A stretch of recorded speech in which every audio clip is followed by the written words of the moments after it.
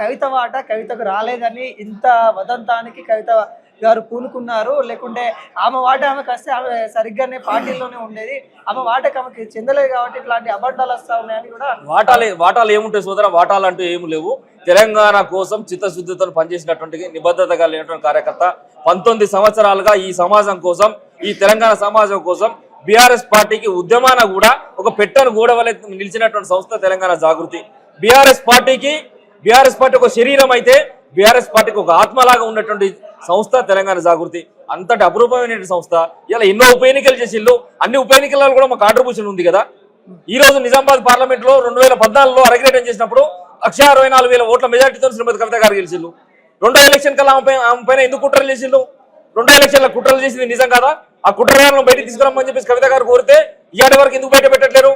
ఆ రోజు నిజామాబాద్ ఎలక్షన్ లో, పార్లమెంటరీ ఎలక్షన్ లో కుట్రలు చేసినటువంటి వ్యక్తులు ఎవరైతే ఉన్నారో వాళ్లను యాక్సెస్ ఇస్తూ ఏదైతే ఫామ్ హౌస్ రప్పించుకుంటున్నారో మీ కుట్రలన్నీ బయటికి రావాలని చెప్పేసి కవిత గారు అన్నారు. మీరు కవిత మీద కుట్రలు జరుగుతున్నాయని ఆరోపిస్తున్నారా? 100% జరిగినాయి కదా, అందులో భాగంగానే కదా ఇప్పుడు సస్పెన్షన్ కూడా జరిగింది.